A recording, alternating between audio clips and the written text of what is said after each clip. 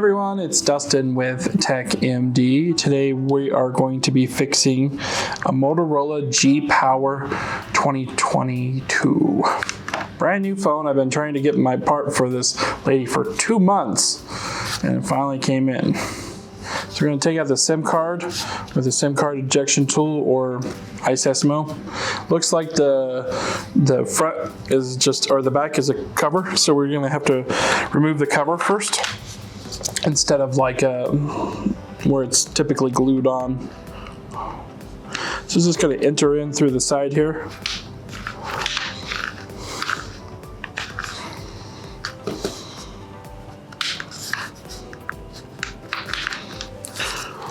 If you're not comfortable with doing this repair, you can always ship it to us. If you are looking for the part, I'll try to leave some links in the description for the part for you guys. Clicking on that link actually helps our channel out, so we greatly appreciate it anytime that you buy tools or parts through our link. I'm using quite a bit of force to try to get my tool around here.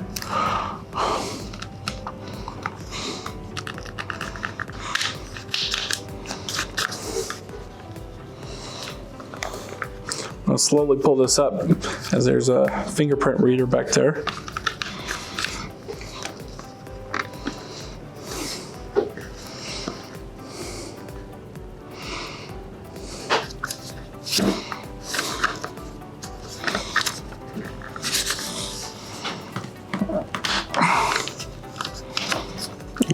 Get pretty aggressive with it to get this loose.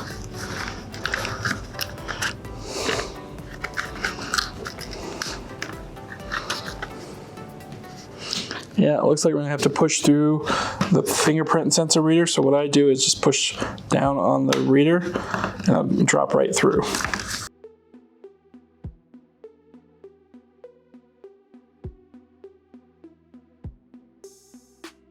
You have a little bit of glue that's holding it on the back, but nothing too crazy. All right, so here's the G Power 2022 screen.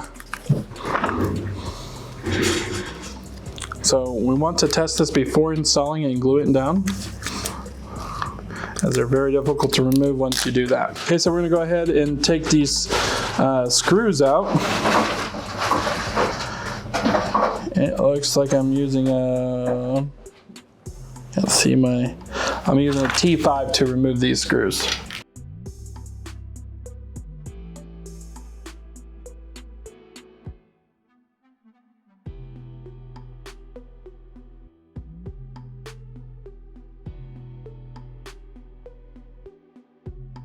All right, so we've removed all the bottom screws. I'm gonna take our plastic bludger and go ahead and just lift this bracket up. Let's disconnect our fingerprint reader to get it out of the way. Go ahead and disconnect our battery and disconnect the LCD cable. Bend it out of your way.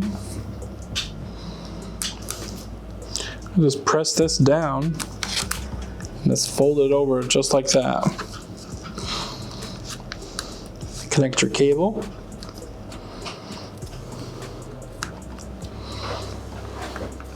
Connect your power button.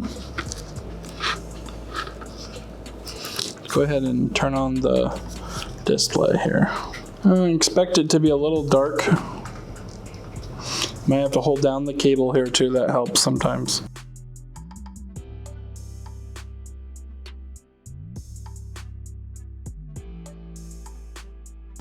All right, it seems to be working. We're gonna go ahead and disconnect power cable and our LCD cable. Typically Motorola likes to glue down their batteries really tightly. It's actually quite annoying. So first things first is we're going to increase our temperature to the maximum that your heat pad can do. I don't recommend using heat gun. They're just too inconsistent. You can buy these pads in the links in the description, but they're really good. We're gonna warm up the battery and the screen at the same time as well. As you can see here, we just get no action from the battery. We can't do anything with that. So we're gonna take our alcohol. We're going to fill this area up full of liquid. I'm using isopropyl 99% alcohol. We go ahead and set it down on the heating pad for 5 minutes. Once that 5 minutes is elapsed, then we can separate the battery out, and then we're going to go ahead and start removing that front screen. Okay, now that it's been 5 minutes, go ahead and lift up your battery a little bit. It'll be still a little bit resistant as usual. Take your alcohol and put it underneath again.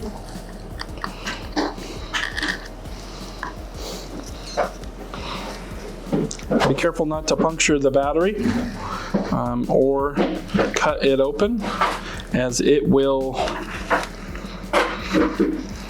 light on fire. Holy moly, this is an extreme strong adhesive. Even with alcohol and 120 degrees heat.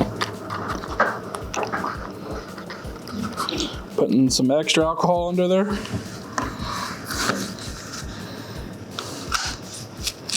There we go, finally. Just bend that battery back if you bent it a little bit. This phone is definitely designed not to be repaired. Okay, so while it's hot, I'm gonna go ahead and remove the screen, but you're supposed to remove those screws down below. So we're gonna just take our iFlex tool. That'd be probably best.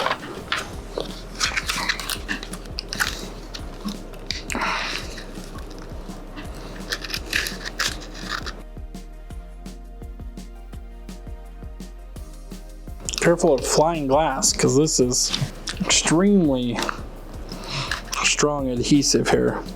We want to make sure we don't cut the plastic rim around there as well. If you can find it with the frame, it might be a little bit easier to fix. We don't have to deal with the glue.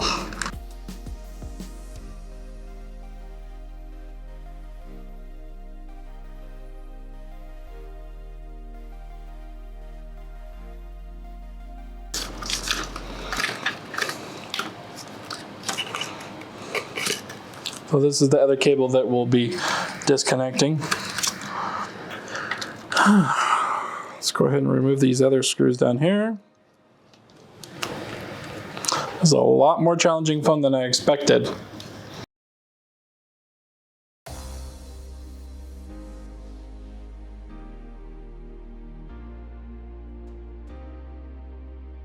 All right, once we've unloaded all those screws, we can get our tool in between the loudspeaker here, disconnect, and disconnect this connection.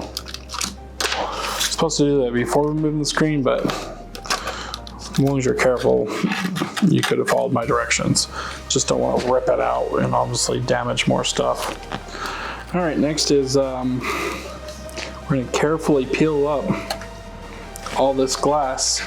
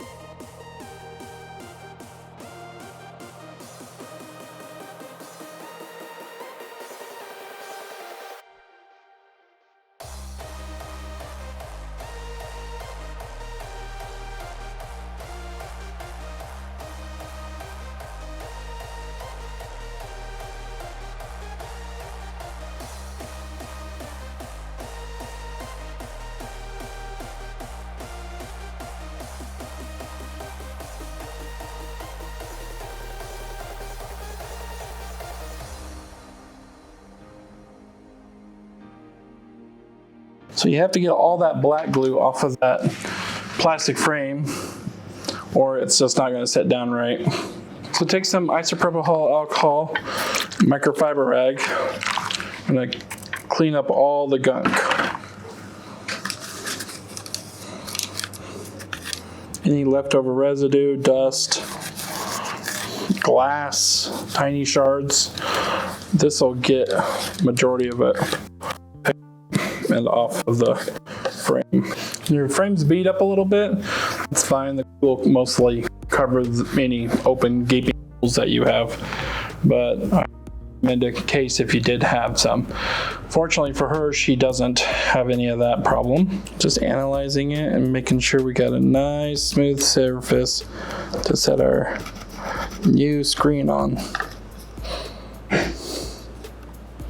Doesn't have to be perfect, but try to be as perfect as you can. Now, for many, many years, I've read about people using cold press glue for the frame on Motorola's and some other devices. Also, I've always used for, I don't know, maybe 5+ years, T7000. You certainly don't want to be using adhesive. You want to use some kind of glue. So today we're going to be, for the first time ever from Motorola, going to be using exactly what the factory uses, which is cold press black glue. And I'll try to link all this in the description, but this is the gun and the glue here. And this is supposed to be much stronger, but you will have to have it under bonding pressure for longer. So I use packing tape, or you could put some books on it or whatever if you're doing it at home. But T7000 is going to be slightly cheaper, so and they work just as good. It's just really messy. So I want to see how well the cold press glue works and see what it looks like coming out. I'm using a super fine tip here. Oh yeah, that looks beautiful. Just barely putting any pressure, taking my time to go around.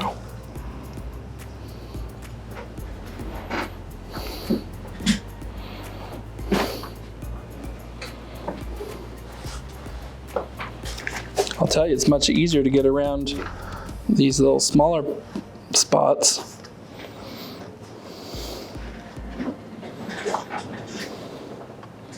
Like that spot. It's always been kind of hard with the T7000 tip.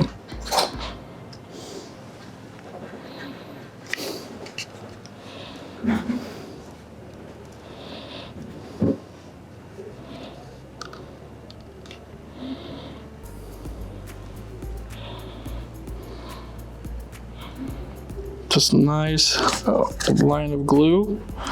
Keep it moving or it piles up.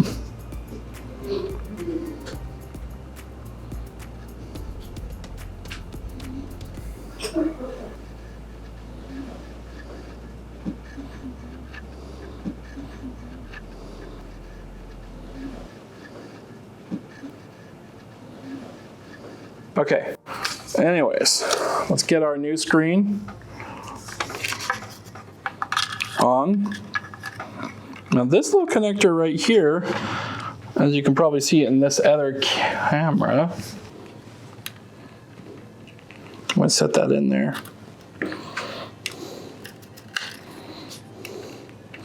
We're going to adjust our screen height, make sure it's sitting flush.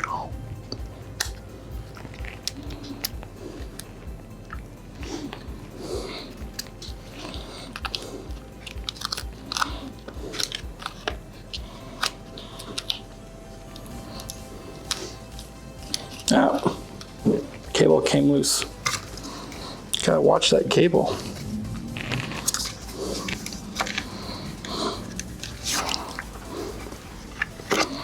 Come on. Gotta caress it back out and back in there. Let's connect it first. Jeez.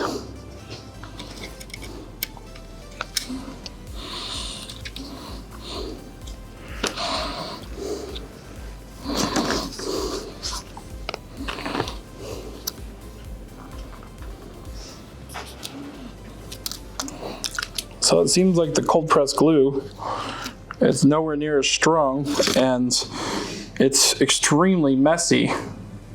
Jeez. Okay, let's get some alcohol on a rag, and let's clean the screen here.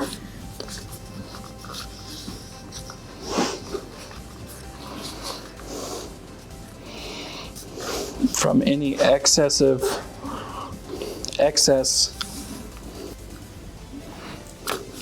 cold press glue. Wow, that's some crazy stuff. Let's see if we can actually get it to stay on without falling apart.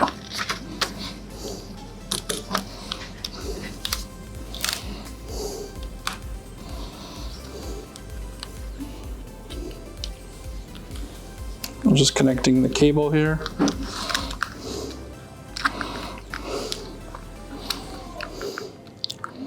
Well, you guys probably understand why we wanted to test. Shut up, phone. Why we wanted to test it before installing it. Still leaving off some residue. Wow, that's crazy. I'd almost think maybe we could do the cold press glue afterwards, but the connector is so tight here, I don't know how you would. To the point of maybe put the cold press glue down, put some clamping pressure as of right here, and then maybe after an hour, then start finishing it and then fully clamp it down with some tape. T7000, I don't have a problem with that. It's pretty sticky and fully dries within 8 hours.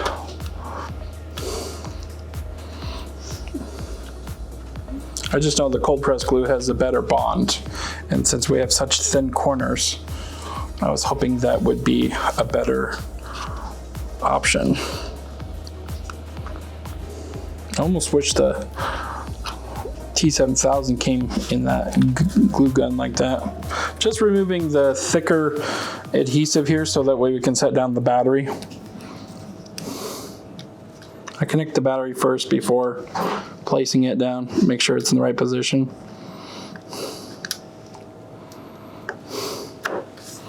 Okay. Go ahead. Oh, no, can't do that first. Gotta do this.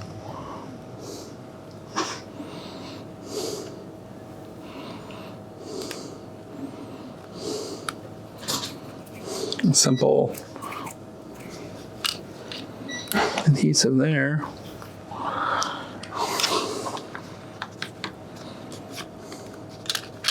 There we go. It's coming together. For all you who are still listening, oh, a couple screws on the speaker. All right, for all you who are still listening, I don't really see the difference between the G7 Power, G8, G Power 2021, and the Power 22. So if you're one of those people who break your phone, if you're one of those people who break their phone and upgrade, or the battery goes bad, or your phone is starting to go slow because it just needs a new battery, that's what happens when it goes slow, or you made a mistake buying this phone, don't go out and buy another one. If you're perfectly content with this phone, you can make the phone last 6 to 8 years. You have to replace your battery every 2 to 3 years on average, or you could just go spend another $200-300 on another phone. But it's pretty wasteful, and we only have so many materials to make phones, and if it goes into a landfill, it's kind of pointless when you could just renew your phone if you're content with it. There's nothing different between the G7 Power and the G22. It's a 5-year difference, guys. a cheap phone is still a cheap phone. So you're buying this cheap phone, that's no problem. Just recycle it and get it fixed by a professional, or fix it yourself, even better. But don't throw it in the garbage can. Send it to us if you can't do it. Us humans, especially Americans, are very wasteful with our electronics. And a lot of the electronics can actually be fixed out there. So I hope to see more of that in the future. More repair, less waste.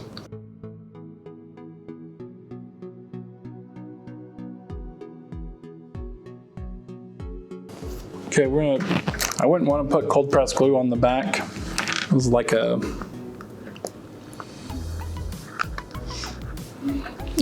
just a regular soft adhesive.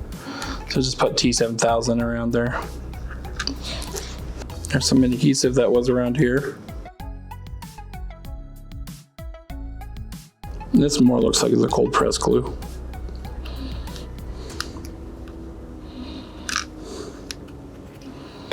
But we'll just use some T7000.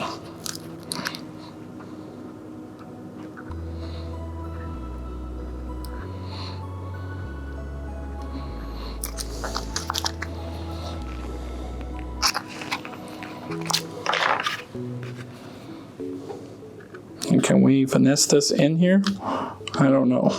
I'm gonna try.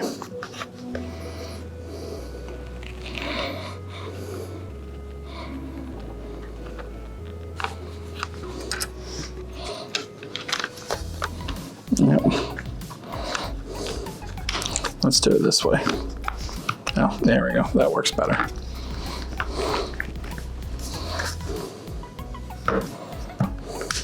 Sure, a lot of black adhesive leaks out of this thing.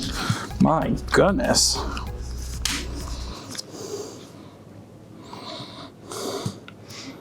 Maybe I did too much.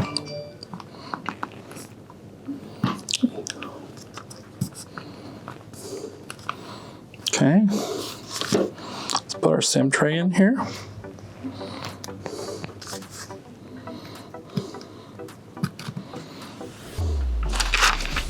Get rid of our, I guess not, get rid of the paper. One more time for cleaning.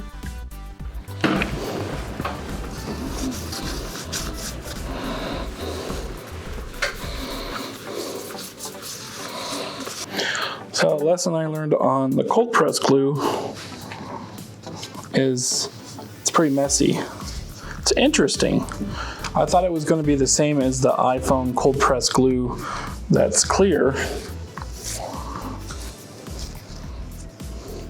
I don't remember that being so leaky. This is just very wet glue. But to ensure a really good seal, it is the best glue for this phone. Even better so than T7000. So I just try to measure this out the best I can and then cut the rest off just right above the power button. You put your tape down, packing tape, pull tight, very tight.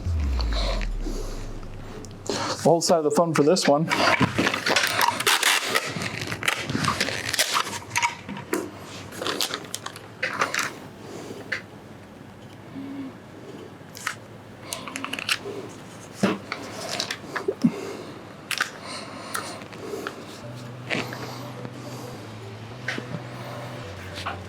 All right, the downside to Motorola, especially if you're a business owner, is how are you supposed to sell a screen protector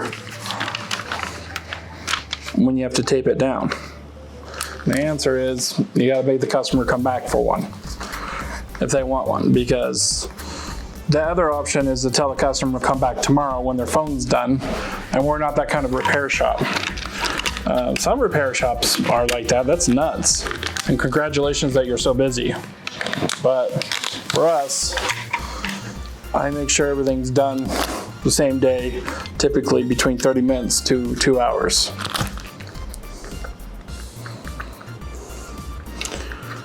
So yeah, once you take off the tape, then you'll be able to put a screen protector on or anything like that.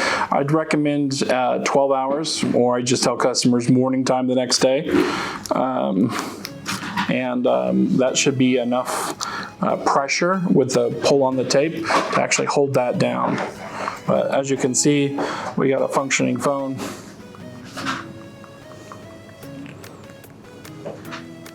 And looking really good. So, anyways guys, thanks for watching. Please like and subscribe, and have a good one. See ya.